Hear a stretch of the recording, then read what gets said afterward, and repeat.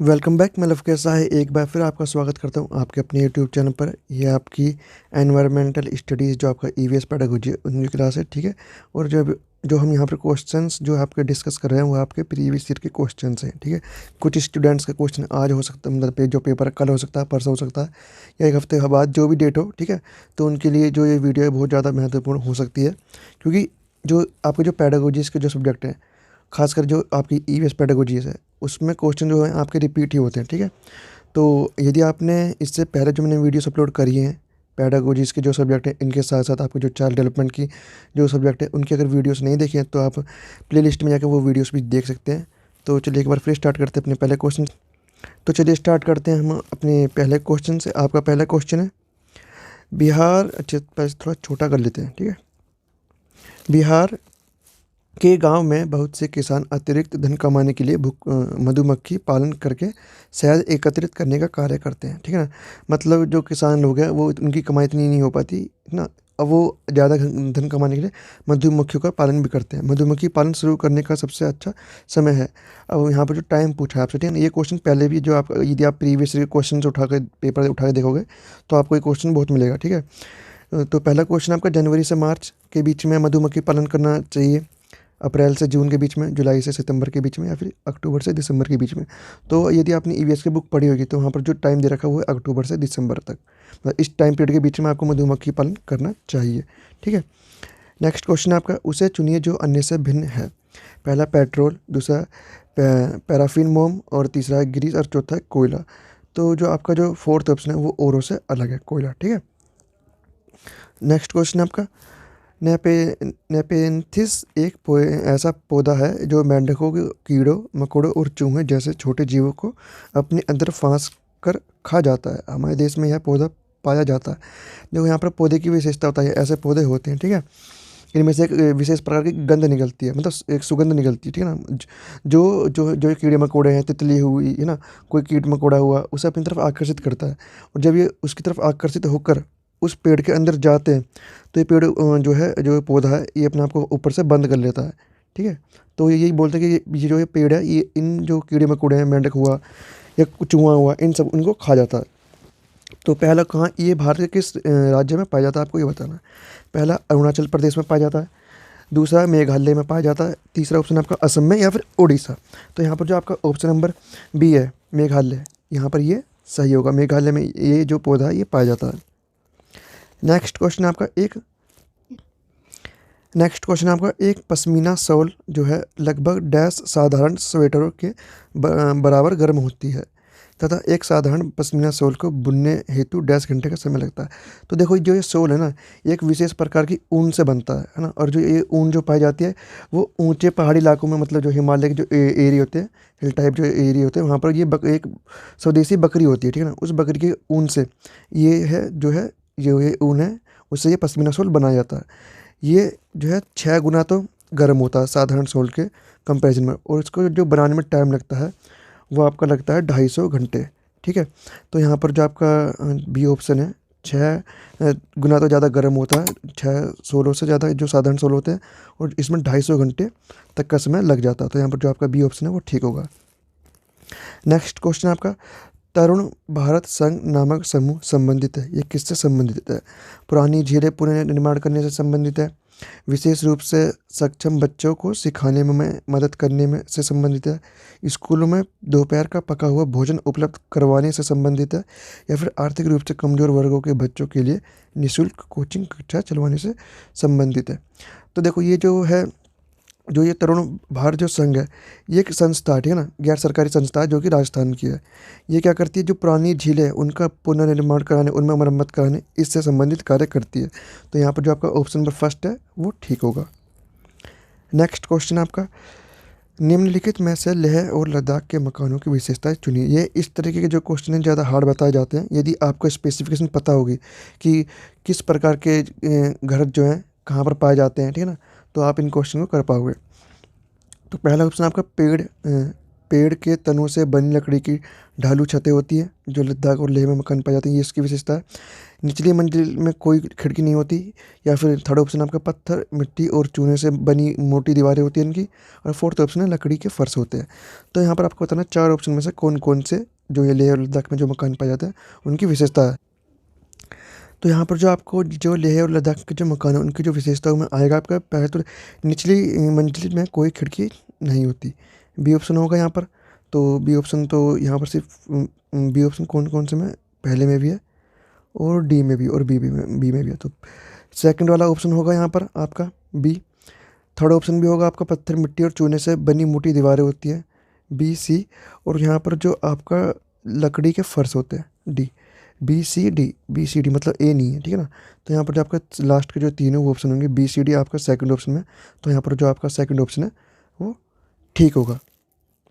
Next question है आपका, एक ही तरह की फसल बार बार उगाने और बहुत से रसायनों के उपयोग करने से मृदा, देखो एक ही फसल आप बार बार उगा रहे हो, ठीक है ना, और रसायनों का प्रयोग कर रहे हो, तो क्या है जो मिट्टी होती है उसमें जो उर्वरकता होती है ना, उसमें जिसकी वजह से जो आपकी फसल है ज़्यादा अच्छी उगती है, उसमें कमी आने लगती है, जिसकी वजह से आपकी जो फसल है वो बेकार, मतलब जो ज़मीन है वो बेकार होने लगती है, ठीक है ना। फिर एक टाइम ऐसा आता है कि उस जो ज़मीन है उस पर आप फसल नहीं उगा सकते, तो वो जो ज़मीन है वो बंजर बन जाती है, ठीक है। तो यहाँ पर जो आपका उर्वर बन जाती है, रसायनों का प्रयोग करने से उर्वरक जो है नहीं बढ़ेगी। तो पहला ऑप्शन गलत है आपका। दूसरा ऑप्शन है बंजर हो जाती है, तो सेकंड ऑप्शन आपका ठीक होगा। थर्ड ऑप्शन आपका किसी विशेष फसल के लिए उपयोगी बन जाती है। देखो किसी विशेष कोई भी फसल नहीं उगा सकते आप यदि आप बार बार एक ही फसल को उगा रहे हो और रसायनों का प्रयोग कर रहे हो। तो फोर्थ ऑप्शन है सिंचाई के लिए उपयुक्त बन जाती है, तो सिंचाई के लिए भी उपयुक्त नहीं बन पाएगी। तो यहाँ पर जो आपका सेकंड ऑप्शन है बंजर हो जाती है जो ज़मीन है, ठीक है ना। तो सेकंड ऑप्शन आपका ठीक होगा। नेक्स्ट क्वेश्चन है आपका, मधुबनी चित्रों को बनाने के लिए चित्रकारों द्वारा उपयोग किए जाने वाले रंग होते हैं। मधुबनी जो है ये बहुत फेमस मानी जाती है, जो इस तरीके की जो चित्रकारी होती है, ठीक है। और ये बिहार की कला है, जो ये बिहार की कला है। इसमें क्या किया जाता है, जो चावल के आपके जो चावल होता है उसको ढंग से अच्छी तरीके से पीस कर, है ना, उसमें रंग मिलाकर उससे जो है आपके रंगीन जो है घोल बनाकर चित्रकारी की जाती है। तो यहाँ पर आपको बताना है इसमें क्या यूज़ किया जाता है। पहला कौन सा उपयोग किए जाने वाले रंग होते हैं, तो विशेष प्रकार से बने पोस्टर रंग होते हैं, गलत। दूसरा ऑप्शन आपका अति उत्तम गुणवत्ता के फाइबर, पेंट देखो फाइबर भी नहीं होता, सोने चांदी को घोल कर देखो इतना महंगा नहीं करते। और फोर्थ ऑप्शन है पीसे हुए चावल के रंगीन घोल। तो यहाँ पर जो आपका फोर्थ ऑप्शन है वो ठीक होगा। नेक्स्ट क्वेश्चन आपका, निम्नलिखित में से रोगों का वह समूह चुनिए जो मच्छरों से होते हैं। अब कौन कौन से रोग जो मच्छरों से होते हैं आपको वो बताना है। देखो आपने सुना होगा चिकनगुनिया मच्छरों से होता है, मलेरिया मच्छरों से होता है, डेंगू मच्छरों से होता है। तो यहाँ पर जो आपका चिकनगुनिया है जो तो आपके गंदे पानी से होता है, तो मलेरिया चिकनगुनिया मियादी बुखार नहीं होगा। और फोर्थ ऑप्शन है मियादी बुखार नहीं। तो यहाँ पर जो आपका थर्ड ऑप्शन है वही ठीक है, डेंगू, मलेरिया और चिकनगुनिया जो है आपके मच्छरों से होने वाले बीमारी है। नेक्स्ट क्वेश्चन आपका, निम्नलिखित में से पेट्रोलियम के सही अभिलक्षण चुनिए। पेट्रोलियम के सही मतलब जो सही अभिलक्षण मतलब विशेषताएं बता लीजिए, आपको वो बताना है। तो यहाँ पर जो आपका ऑप्शन नंबर ए है उसमें बदबूदार होता है, पेट्रोलियम जो होता है गाढ़ा होता है और गहरे रंग का तेल होता है। दूसरा ऑप्शन आपका बदबूदार होता है, पतला पतला नहीं होता है, ठीक है ना, ना ही पीला द्रव होता है इसका। तो सेकंड ऑप्शन गलत है आपका। अच्छी गंध का भी नहीं होता क्योंकि इसमें बुरी बदबू आती है बहुत ज़्यादा। पतले और नीले रंग द्रव नहीं, पतले और नीले रंग का भी नहीं होता। और फोर्थ ऑप्शन है बिना गंध का, देखो इसमें गंध आती है तो बिना गंध का कहना गलत होगा। तो यहाँ पर जो आपका फर्स्ट ऑप्शन है वही ठीक है, बदबूदार होता है, गाढ़ा होता है और गहरे रंग का होता है, ठीक है। तो यहाँ पर जो आपका फर्स्ट ऑप्शन है वो ठीक होगा। नेक्स्ट क्वेश्चन आपका इसे थोड़ा छोटा कर लेते हैं। सांपों के संदर्भ में सही कथन चुनिए। सांपों के बारे में आपको सही कथन बताना है अब, ठीक है। तो पहला ऑप्शन है आपका, अच्छा यहाँ पर आपको ABCD करके बताना है। पहला ऑप्शन आपका, हमारे देश में केवल 2 तरह के जहरीले सांप पाए जाते हैं। दूसरा ऑप्शन है आपका, नाग को जहरीले सांपों का एक प्रकार है। दूसरा ऑप्शन ठीक है, वैसे थोड़ा ये पेन सेलेक्ट करते हैं। दूसरा ऑप्शन आपका ठीक है, पहले की गारंटी नहीं लेते तो इस पर डाउट कर देते हैं, क्वेश्चन मार्क। थर्ड ऑप्शन आपका, जहरीले सांप के 2 खोखले दांत होते हैं, जब सांप किसी व्यक्ति को काटता है तो जहर इन खोखले दांतों से उसके शरीर में चला जाता है। देखो ये बात बिल्कुल सही है, सांपों के बारे में ये सार्वभौमिक कथन है, ठीक है। और थर्ड ऑप्शन आपका मतलब फोर्थ ऑप्शन आपका, सांप के कांटे की दवाई सांप के जहर से ही बनाई जाती है। सांप का जो काटा, जिस व्यक्ति को सांप ने काटा, जिस सांप ने काटा, उसके ही जहर से या फिर उसी की ही कैटेगरी के जहर सांप से उसकी जो है दवाई बनाई जाती है, एंटीडोट जिसे आप बोलते हो। तो जो आपका यहाँ पर बी, सी और डी तो ऑप्शन ठीक है, लेकिन जो फर्स्ट ऑप्शन वो डाउट था। तो बी, सी और डी आपका यहाँ पर बी ऑप्शन में, तो बी ऑप्शन आपका यहाँ पर ठीक होगा। ठीक है। नेक्स्ट क्वेश्चन आपका, अल बिरूनी जिस देश से आया था उसका नाम क्या था? तो अल बिरूनी जो था या बिरूनी जो था वो कौन से देश से आया था? अफ़गानिस्तान से आया था, बांग्लादेश से आया था, उज्बेकिस्तान से आया था, ओमान से आया था। तो आपने पढ़ा होगा, यदि आपने 11th या 12th की किताब पढ़ी होगी तो वहाँ पर भी अल बिरूनी का जिक्र कर रखा है कि अल बिरूनी ने भारत के बारे में क्या क्या बताया गया, कि ठीक है ना, कि भारत में कैसा होता है, क्या चीज़ें क्या होती हैं। तो यहाँ पर जो आपका सी ऑप्शन है वो ठीक होगा। नेक्स्ट क्वेश्चन आपका, कांसा जो ब्रोंज होता है आपका, कांसा के विषय में जिसका उपयोग गोलकुंडा के किले में मिली तोप में किया गया था, सही कथन चुनिए। तो कांसा एक तत्व है, तो ये बात ठीक है, कांसा एक तत्व है। दूसरा ऑप्शन है कांसा तांबा तथा जस्ता की मिश्र धातु है। कांसा किससे बनता है आपका? कॉपर, है ना। कांसा जो है तांबा, कॉपर और जिंक का मिश्रण है। तो सेकंड ऑप्शन आपका ठीक है। थर्ड ऑप्शन आपका कांसा तांबा तथा सिल्वर, सिल्वर की मिश्र धातु नहीं है। कांसा तांबा तथा प्लेटिनम, प्लेटिनम की भी धातु नहीं है। तो यहाँ पर जो आपका सेकंड ऑप्शन है कांसा जो है तांबा, ठीक है ना। और आपका जो जस्ता, जिंक जैसे बोलते हैं आप, उसका मतलब मिक्सअप करने के बाद जो रूप निकल के आता है वो आपका कांसा बन के आता है। नेक्स्ट क्वेश्चन है आपका, घर्षण के विषय में चर्चा करते समय एक शिक्षिका, थोड़ा छोटा कर लेते इसे, एक शिक्षिका ने इस संकल्पना की व्याख्या करते हुए बहुत से उदाहरण दिए। इनमें से कुछ ऐसे उदाहरण जिनमें घर्षण हमारे दैनिक जीवन में उपयोगी है। उस शिक्षिका ने कक्षा में दिए जो नीचे दिए गए हैं, मतलब जो कुछ उदाहरण दिए गए हैं जो नीचे दिए गए हैं, ठीक है।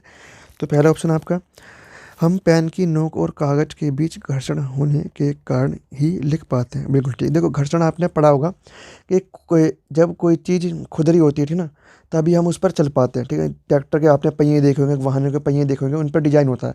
वो डिजाइन इसलिए ही होता है कि ताकि घर्षण बन सके। घर्षण मतलब यदि वो बिल्कुल प्लेन होंगे तो जो जो जो वाहन का जो टायर है वो एक ही जगह स्लिप करेगा, ठीक है। चिकना, यदि वो चिकना हुआ था बिल्कुल, उस पर डिजाइन नहीं हुआ तो यही मान जाता है कि जितना ज़्यादा डिजाइन होगा जूते के नीचे, जूते का जो सोल होता है उस पर जितना अच्छा डिजाइन होगा, या जितना ज़्यादा डिजाइन होगा टायर्स पर, जितना ज़्यादा डिजाइन होगा उतनी ज़्यादा ग्रिप बन पाएगी, ठीक है, ज़मीन से जूतों की, और फिसलने का डर उतना कम होगा। जो ये फिसलना है इसको कम करता है हमारा जो घर्षण है। तो यहाँ पर जो आपका पहला ऑप्शन है ठीक है। दूसरा, हम फर्श पर हमारे पैरों और फर्श के बीच घर्षण के कारण ही चल पाते हैं। बिल्कुल ठीक, तभी तो हम चल पाते हैं। यदि घर्षण नहीं, यदि ग्रिप नहीं हो, मतलब ग्रिप मतलब जो आपका जूता या चप्पल है उसके नीचे यदि डिजाइन नहीं होगा जो घर्षण को पैदा करता है, तो आप फिसलोगे, आप चल नहीं पाओगे। थर्ड ऑप्शन है, ऊर्ध्वाधर ऊपर फेंकी गई कोई गेंद घर्षण के कारण ही हमारे पास वापस लौटती है। तो ये तो गुरुत्वाकर्षण की जो है विशेषता। तो फोर्थ, जो थर्ड ऑप्शन आपका वो नहीं है। और फोर्थ ऑप्शन आपका, घर्षण के कारण ही हम किसी गतिशील वाहन को ब्रेक लगाकर रोकते हैं। तो बिल्कुल ठीक, यहाँ पर जो आपका फोर्थ ऑप्शन भी ठीक है। तो आपको बताना फर्स्ट, मतलब ए, बी और डी, जिस ऑप्शन में वो आपका ठीक होगा। ए, बी, सी है पहले में, तो ये तो नहीं है। सेकंड ऑप्शन में बी, सी और डी है, गलत। और थर्ड ऑप्शन में सी, डी, ए है। और फोर्थ ऑप्शन में ए, बी, मतलब डी, ए और बी है। तो यहाँ पर आपका जो फोर्थ ऑप्शन है वो ठीक होगा। और जो आपका फाइनल क्वेश्चन है वो है, एक पब्लिक स्कूल में प्रत्येक कक्षा में लगभग 2 से 3 बच्चे विशेष आवश्यकता वाले हैं। कुछ बच्चे शारीरिक या मानसिक रूप से विकलांग, मतलब बाधित हैं। ये बच्चे अन्य बच्चों के साथ उसी कक्षा में एक साथ पढ़ते हैं। उपयुक्त पब्लिक स्कूल निम्न में से किसका अनुपालन कर रहा है? तो आपने पढ़ा होगा, देखो, किसी भी तरह तरह का बच्चा हो, चाहे वो विशेष आवश्यकता वाला हो, चाहे सामान्य हो, चाहे बुद्धि, मतलब जिसकी वजह एवरेज से थोड़ी कम बुद्धि हो, इन सभी बच्चों को एक ही क्लास में बैठा कर इनके मेंटल लेवल के अकॉर्डिंग सबको एक साथ बैठाया जाता है और सबको एक साथ शिक्षा दी जाती है। ये क्या है? आपका समावेशी शिक्षा का कोई है, संदर्भित कर रहा है, दर्शा रहा है। तो यहाँ पर जो आपका फर्स्ट ऑप्शन नहीं है, सतत व्यापक मूल्यांकन, क्योंकि यहाँ पर हम बच्चे कोई टेस्ट नहीं ले रहे, ठीक है ना, कर रहे ना, मतलब हम कुछ नहीं कर रहे हैं ना, आपका फॉर्मेटिव टेस्ट ले रहे। आपका समवयस्क शिक्षा भी नहीं है, क्योंकि यहाँ पर बड़े बड़े लोग नहीं हैं, यहाँ पर बच्चे ही हैं। और प्रतिपूरक अधिगम भी नहीं है, प्रति, है ना। तो यहाँ पर जो आपका बी ऑप्शन है वो यहाँ पर ठीक होगा। तो आज हमने एक बार फिर आपके जो है इन्वायरमेंटल जो स्टडीज़ है, आपके ईवीएस पेडागोजी है, उनके 10 से 15 क्वेश्चन करे हैं। ये क्वेश्चन हैं जो हैं वो आपके 2012 में जो सीटेट हुआ था नवंबर में, ठीक है ना, उसके क्वेश्चन हैं। यदि आपने इससे पहले की वीडियोस नहीं देखे तो उन्हें जाकर जरूर देखें, ताकि आप जो आपका सीटेट है या फिर जो भी आपका आने वाला एग्जाम है जिसमें ईवीएस पेडागोजी से क्वेश्चन आते हैं, उनमें आप अच्छा स्कोर कर सकें। तो चलिए मिलते हैं नेक्स्ट वीडियो में।